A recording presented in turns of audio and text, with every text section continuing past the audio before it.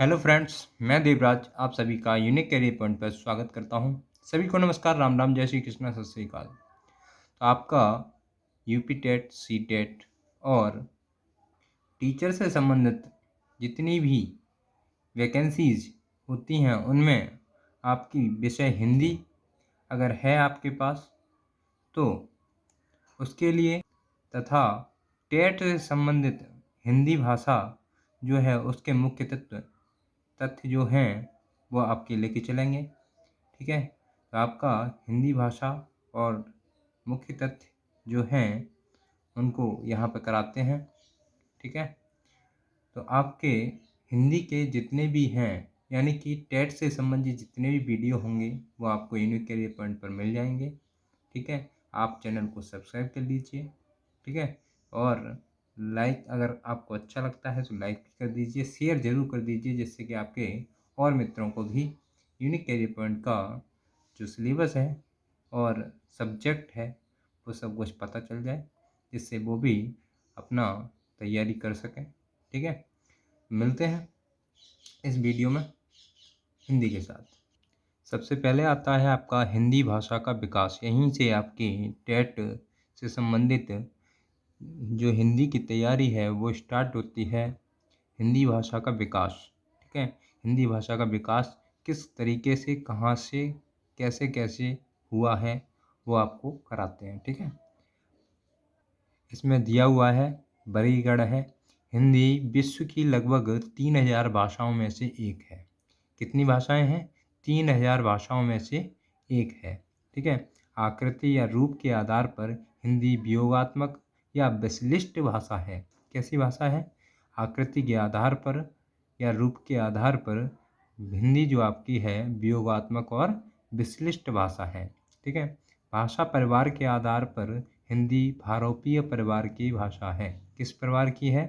तो हिंदी जो है आपकी वो भारोपीय परिवार की भाषा है। ठीक है, फिर आपका दिया है भारत में 4 भाषा परिवार हैं। वो कौन कौन से हैं?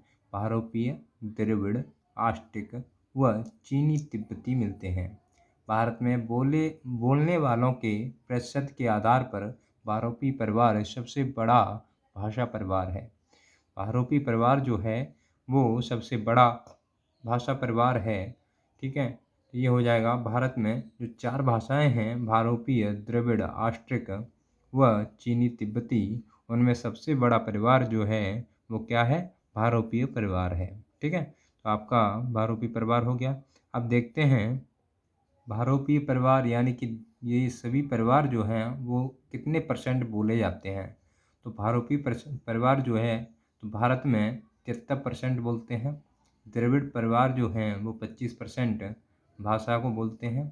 ठीक है, आस्ट्रिक परिवार जो है 1.3% भारत में बोले जाने वाले परसेंटेज है। और चीनी तिब्बती परसेंट जो है वो 0.7% बोलने वाले परिवार हैं। ठीक है, तो ये हो जाएंगे आपके। तो सबसे ज़्यादा हो गए भारोपीय और सबसे कम हो गए चीनी तिब्बतीय। ठीक है, तो आप बीच में द्रविड़ और आस्ट्रिक। ठीक है, आस्ट्रिक जो है 1.3 है, द्रविड़ आपके 25% है और चीनी तिब्बती 0.7% है। इसको आप गांठ बांध लीजिए। इसके बाद आपको दिया है हिंदी भारोपीय भारत यूरोपीय के भारतीय ईरानी शाखा के भारतीय आर्य उपशाखा की एक भाषा है। जो आपकी भारोपीय या भारत यूरोपीय जो भारतीय ईरानी यानी कि इंडो आर्यनियन शाखा के भारतीय इंडो आर्यन उपशाखा की एक भाषा है। कौन सी? भारोपीय। ठीक है, भारोपीय जो आपकी भाषा है वो भारतीय आर्य, ठीक है, उसकी क्या है? उपभाषा है। ठीक है, और भारतीय ईरानी जो आपके थे उसकी एक शाखा है क्या? भारतीय आर्य। ठीक है, आगे दिया है भारतीय आर्य भाषा या भारतीय आर्य भाषा को 3 कालों में विभक्त किया जाता है। कितने कालों में? 3 कालों में। ठीक है, भारतीय आर्य भाषा जो है उसको या भारोपीय भाषा को 3 कालों में जो है विभक्त किया जाता है। तो आपके कौन कौन से काल हैं? वो हो जाएंगे प्राचीन भारतीय आर्य भाषा और मध्यकालीन भारतीय आर्य भाषा, आधुनिक भारतीय आर्य भाषा। ठीक है। प्राचीन भारतीय आर्य भाषा जो है उसका प्रयोग काल जो है 1500 ईसा पूर्व से 500 ईसा पूर्व तक, यानी कि वैदिक जो आपकी भाषा थी इसमें वैदिक संस्कृत और लौकिक संस्कृत थी। ठीक है। उसके बाद आता है मध्यकालीन भारतीय आर्य भाषा, वो है आपकी 500 ईसा पूर्व से और 1000 ईसा ईस्वी तक। ठीक है। जो है आपकी उसमें भाषाएं जो हो जाएंगी पाली, प्राकृत और अपभ्रंश। ठीक है। उसके बाद आती है आधुनिक भारतीय आर्य भाषा। कैसी, कौन सी? आधुनिक भारतीय आर्य भाषा, जो आपकी 1000 ईसा पूर्व से अब तक चली आ रही है। ठीक है। तो उसमें कौन कौन सी भाषाएं हो जाएंगी? हिंदी और हिंदीतर भाषाएं बांग्ला, उड़िया, असमिया, मराठी, गुजराती, पंजाबी, सिंधी आदि ये सभी भाषाएं जो हैं इस भाषा में से चेंज होती चली गई हैं। ठीक है। कौन सी भाषा में से? आपकी भारोपी भारोपीय परिवार की जो भाषा थी वो। ठीक है।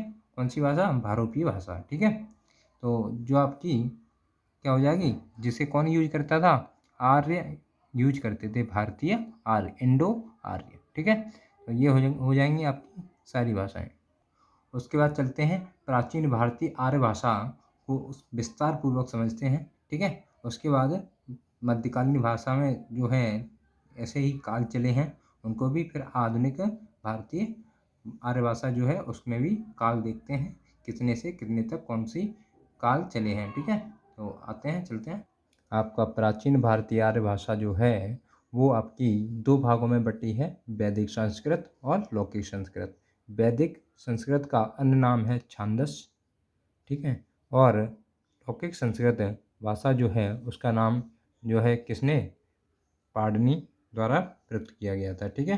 तो जो है, ठीक है, और छांदस वैदिक संस्कृत का जो है यास्क पाणिनि द्वारा प्रयुक्त नाम है। ठीक है। तो आपके ये जो काल थे वो आपको बता ही दिए, 1500 ईस्वी पूर्व से 1000 ईस्वी पूर्व, 1000 ईस्वी पूर्व से 500 ईस्वी तक लौकिक संस्कृत का भी क्या रहा है, जो है इसका भी थोड़ा थोड़ा अस्तित्व रहा है। ठीक है। तो वैसे तो आपका मध्यकालीन भारतीय जो है वो भी है, पर जो है आपकी मध्यकालीन भी है और लौकिक संस्कृत का भी जो है प्रभाव रहा है। मध्यकालीन भारतीय आर्य भाषा, जिसके भी क्या है नाम, तीन जो है उसमें चेंज हुआ है। प्रथम प्राकृतिक काल जो पाली ने, ठीक है, पाली हुई। उसके बाद द्वितीय प्राकृतिक काल, उसमें प्राकृत। और तृतीय प्राकृतिक काल जो है उसमें अपभ्रंश और अभट्ट। ठीक है। इस तरीके से आई है। तो आइए एक एक करके चलते हैं। प्रथम प्राकृत काल जो है, इसमें प्राकृत गलत लिखा हुआ है, प्राकृत ही है। ठीक है।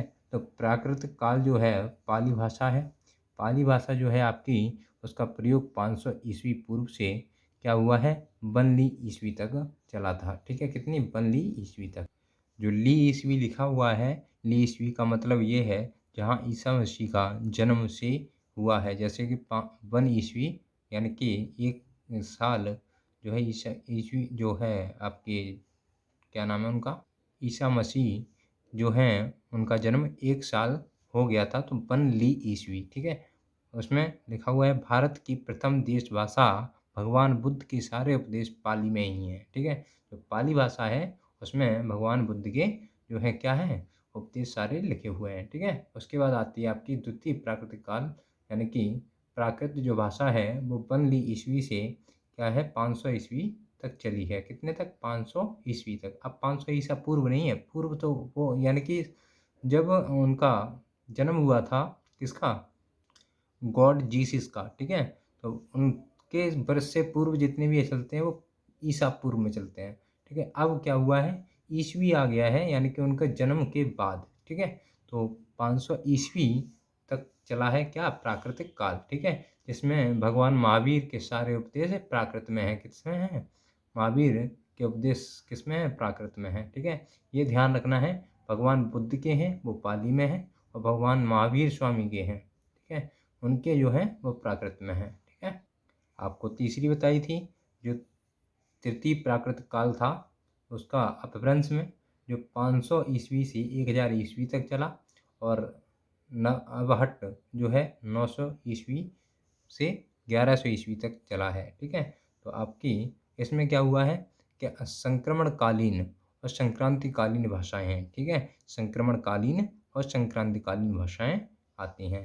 ठीक है, इसमें विशेष टिप्पणी जो है संक्रमणकालीन और संक्रांतिकालीन भाषा की हुई है। ठीक है, उसके बाद आपकी है आधुनिक भारतीय आर्य भाषा।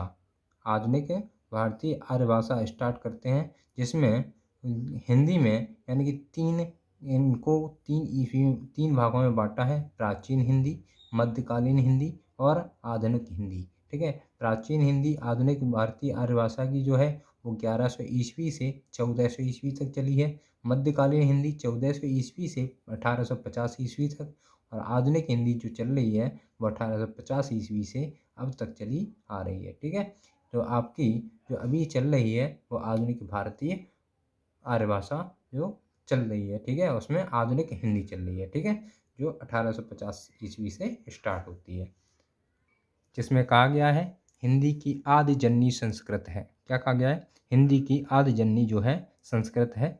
संस्कृत पाली प्राकृत भाषा से होती हुई अपभ्रंश तक पहुंचती है, फिर अपभ्रंश से अवहट्ट से गुजरती हुई प्राचीन प्रारंभिक हिंदी का रूप लेती है। सामान्यतः हिंदी भाषा के इतिहास का आरंभ अपभ्रंश से माना जाता है। हिंदी का कहाँ से माना जाता है? अपभ्रंश से माना जाता है। अगर हिंदी जो है आदि जननी किसकी? संस्कृत को कहा गया है। हिंदी की आदि जननी किसको कहा गया है? संस्कृत को कहा गया है। और अगर कहा जाए कि हिंदी के इतिहास में हिंदी का जो है कहाँ से उत्पन्न हुई है, तो अपभ्रंश भाषा से मानी जाती है। तो इसमें कहा गया है सामान्यतः हिंदी भाषा के इतिहास का आरंभ जो है अपभ्रंश से माना जाता है। ठीक है, अपभ्रंश हो जाएगा। इसी प्रकार से हिंदी का विकास क्रम हो जाएगा: संस्कृत से पाली, पाली से प्राकृत, प्राकृत से अपभ्रंश, अपभ्रंश से अपवट, अवट के बाद प्राचीन प्रारंभिक हिंदी। ठीक है, ये इस चिन्ह का मतलब जो है वो दर्शाया गया है: संस्कृत से पाली, पाली से प्राकृत, प्राकृत से अपभ्रंश, अपभ्रंश से अवट और अवट से प्राचीन प्रारंभिक हिंदी स्टार्ट हो गई है। ठीक है, तो हिंदी जो है यहाँ तक कहाँ से? हिंदी का जो विकास हुआ है वो अपभ्रंश से हुआ है। और संस्कृत जो है, पाली जो है आपकी भाषा, वो संस्कृत में थोड़ी थोड़ी है। प्राकृत भाषा जो है वो भी संस्कृत से मेल खाती है। ठीक है, हिंदी जो है उसका विकास अपभ्रंश भाषा से माना जाता है, यानी कि आरंभ जो है इसका अपभ्रंश भाषा से माना जाता है। ठीक है, इतना हो गया। अब चलेंगे अपभ्रंश की तरफ। ठीक है, अपभ्रंश यहाँ से स्टार्ट करते हैं, जिससे कि आपकी आधुनिक हिंदी का जो विकास है वो कैसे कैसे हुआ है वो देखते हैं। ठीक है, अपभ्रंश भाषा का विकास 500 ईस्वी से लेकर 1000 ईस्वी के मध्य हुआ, और इसमें साहित्य का आरंभ 8वीं सदी ईस्वी स्वयंभू कवि से हुआ। इससे स्वयंभू कवि के द्वारा 8वीं सदी ईस्वी में जो है साहित्य का आरंभ हुआ था। ठीक है, जो 13वीं सदी तक जारी रहा। कितनी तक? 13वीं सदी तक। 8वीं ईस्वी से जो है इसका प्रारंभ हुआ और 13वीं सदी तक जारी रहा। उसके बाद दिया है अपभ्रंश, जिसका संधि विच्छेद होगा अप प्लस भ्रंश प्लस गंग। ठीक है, तो शब्द का यूं तो शाब्दिक अर्थ है पतन, किंतु अपभ्रंश साहित्य से अभीष्ट है प्राकृत भाषा से विकसित भाषा विशेष का साहित्य। ठीक है, तो ये आपका यहाँ पर आपको पता चल गया अपभ्रंश का मतलब क्या होता है। वो होता है पतन। पतन क्यों कहा गया है? क्योंकि यहाँ पर संस्कृत भाषा का पतन हुआ है। ठीक है, तो यहाँ पर संस्कृत भाषा जो है एक तरीके से ख़त्म सी हो गई है। ठीक है, एक बहुत ही कम शब्दों का यूज संस्कृत भाषा के यूज हुए हैं। तो यहाँ पर अपभ्रंश जो भाषा है, यहाँ से ही हिंदी भाषा का जो है आरंभ माना जाता है, पर संस्कृत भाषा का यहाँ पर पतन हुआ है। तो इसीलिए अपभ्रंश का मतलब जो होता है वो होता है पतन। ठीक है, आके तो इसका आरंभ अपभ्रंश भाषा का किसने किया था? स्वयंभू कवि के द्वारा। ठीक है, तो स्वयंभू कवि की कुछ प्रमुख रचनाएं हैं, उनको देखते हैं फिर आगे बढ़ते हैं। उनकी रचनाएं दे रखी हैं: अपभ्रंश का वाल्मीकि, पौंचर्यु अर्थात राम काव्य, धनपाल, पुष्पदंत, शरहपा, कंडहपा, ये सभी जो सिद्धों की रचनाएं हैं ये आदि जो है किसकी हैं? स्वयंभू की हैं। ठीक है, ये सभी किसकी रचना हैं? स्वयंभू की हैं। तो आप इसको आगे भी पढ़ सकते हैं। तो स्वयंभू की प्रमुख रचनाएं जो हैं हो जाएंगी यहाँ पर धनपाल, ठीक है, पुष्पदंत, शरपा, कंडपा, अपभ्रंश का वाल्मीकि ने भी कहा जाता है, ठीक है। इस प्रकार ये इनकी रचनाएं हो गई, ठीक है। अगर आपको पूछ लिया जाए भविष्य स्मय कहा, यानी कि अपभ्रंश का पहला प्रबंध काव्य जो है भविष्य स्मय कहा था, ठीक है। तो जो आपका महापुराण है वो जस हर चरयू और सरपा कंडपा आदि जो है ये भी रचनाएं हैं। सरियापद, दोहाकोशी आदि ये भी बहुत सारी उनकी रचनाएं रही हैं, ठीक है। अब चलते हैं अपभ्रंश से आधुनिक भारतीय आर्य भाषाओं का विकास कैसे हुआ, ठीक है। तो उसके बाद क्या हुआ, अपभ्रंश से आपको दिखाया था ना, अपभ्रंश के बाद आई क्या, इसमें अपभ्रंश के भेद बताए गए, ठीक है। आधुनिक भारतीय आर्य भाषाएं जो हैं सौरसैनी, पश्चिम हिंदी और राजस्थान गुजराती में बोली जाती है। अर्धमागधी मागधी जो है, अर्धमागधी आपकी पूर्वी हिंदी है, मागधी बिहारी, उड़िया और बांग्ला, ठीक है, और असमिया। और खस जो आपकी है पहाड़ी सौरसैनी से प्रभावित है। प्रांचंड प्राचड़ प्राचड़ जो भाषा है वो पंजाबी सौरसैनी से प्रभावित है, ठीक है। और उसी प्रकार सिंधी सिंधी भी प्राचड़, ठीक है। महाराष्ट्री जो है वो मराठी भाषा है, ठीक है। इस प्रकार आपकी अपभ्रंश जो है भाषाएं के प्रकार हो जाते हैं, अपभ्रंश भाषा के भेद आपके हो जाते हैं। अपभ्रंश से जो आधुनिक भारतीय आर्य भाषाओं का विकास जो हुआ है वो इसी प्रकार हुआ है, ठीक है। तो ये हो गया। अब आता है आपका अवहट्ट जो है क्या है, अपभ्रंश भाषा का भी क्या है अपभ्रंश है, यानी कि जो क्या है अपभ्रंश भाषा का भी बिगड़ा रूप है, ठीक है। जो क्या हो जाएगा अपभ्रंश का अपभ्रंश, ठीक है। जो अपभ्रंश का मतलब क्या होता है, आपकी अपभ्रंश जो थी वो पहले से ही बिगड़ी हुई थी, यानी कि अपभ्रंश का मतलब क्या होता है पतन, ठीक है। अपभ्रंश का भी अपभ्रंश क्या हो जाएगा अपभ्रंश का भी पतन, यानी कि इसमें कहा गया है अवट्ट को, ठीक है। अब अट्ट जो है अपभ्रंश शब्द का विकृत रूप है। इसे अपभ्रंश का अपभ्रंश या परवर्ती अपभ्रंश कह सकते हैं। अवहट्ट अपभ्रंश और आधुनिक भारतीय आर्य भाषाओं के बीच की संक्रमणकालीन संक्रांतिकालीन भाषा है। इसका कालखंड 900 ईस्वी से 1100 ईस्वी तक निर्धारित किया जाता है। जैसे साहित्य में इसका प्रयोग 14वीं सदी तक होता रहा है। कब तक? 14वीं सदी तक। इसके प्रमुख जो कवि रहे हैं या रचनाकार रहे हैं उनके नाम दे रखे हैं, उनको भी आपको कराते हैं। दे रखा है अब्दुल रहमान, दामोदर पंडित, ज्योतिरीश्वर ठाकुर, विद्यापति आदि रचनाकारों ने अपनी भाषा को अवट्ट या अवट्ट कहा है, ठीक है। अवट्ठ या अवट्ट कहा है। विद्यापति प्राकृत की तुलना में अपनी भाषा को मधुरतर बताते हैं। कौन? विद्यापति जो आपके हैं वो प्राकृत की तुलना में अपनी भाषा को मधुरतर बताते हैं। और देसिल बयाना सब जन मिठा, देसिल बयाना सब जन मिठा ते तैसन दप्यो अवट्टा, ठीक है। ये उन्होंने क्या दिया है, एक तरीके का क्या दिया है, एक दोहा दिया है। उसमें कहा गया है देसिन बयाना सब जन मीठा ते तैसन जप्यो अवट्टा, यानी कि अर्थात देश की भाषा सब लोगों के लिए मीठी है, इसे अवहट्ट कहा जाता है, ठीक है। इसका अर्थ यही है, देश की भाषा सब लोगों के लिए मीठी है, इसे अवट्ट कहा जाता है, ठीक है। तो आपके किसने कहा है, ये विद्यापति ने कहा है कि प्राकृत की तुलना में क्या है अपनी भाषा को मधुरतर बताते हैं, ठीक है। ये हो जाएगा। इसी प्रकार से प्रमुख रचनाकार जो इसमें दे रखे हैं उनकी कुछ रचनाएं दे रखी हैं। जो अब्दुल रहमान हैं उनकी स्नेह रायस और संदेश रासक, दामोदर पंडित की उक्ति व्यक्ति और प्रकरण, ज्योतिरीश्वर ठाकुर की बड़ रत्नाकर, विद्यापति की कीर्तिलता, रोड़ कवि की है रावल बेल, ठीक है। तो ये रचनाकार और रचनाएं दे रखी हैं, ठीक है। ये आपके हो गए अभट्ट के, ठीक है। किसके? अभट्ट की रचनाकार और रचनाएं। इसके बाद आती है आपकी प्राचीन या पुरानी हिंदी, प्रारंभिक या आरंभिक हिंदी, आदिकालीन हिंदी, ठीक है। इतने नाम हैं इसके, प्राचीन, पुरानी हिंदी, प्रारंभिक या आरंभिक हिंदी या आदिकालीन हिंदी।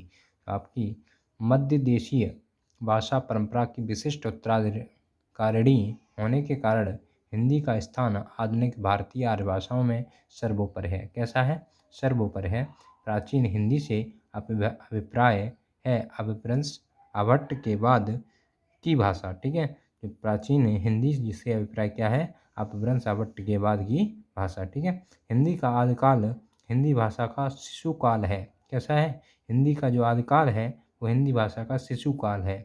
यह वह काल था जब अपभ्रंश आभट्ट का प्रभाव हिंदी भाषा पर मौजूद था और हिंदी की बोलियों की निश्चित व स्पष्ट स्वरूप विकसित नहीं हुए थे। ठीक है, ये आपकी हिंदी प्राचीन या पुरानी हिंदी, आरंभिक हिंदी, आदिकालीन हिंदी हो जाएगी। ठीक है, इसी प्रकार आपकी अब यहाँ से स्टार्ट होगी हिंदी भाषा एवं बोलियाँ। ठीक है, उनकी उत्पत्ति कैसे हुई थी वो आपको मिलते हैं अगले वीडियो के साथ।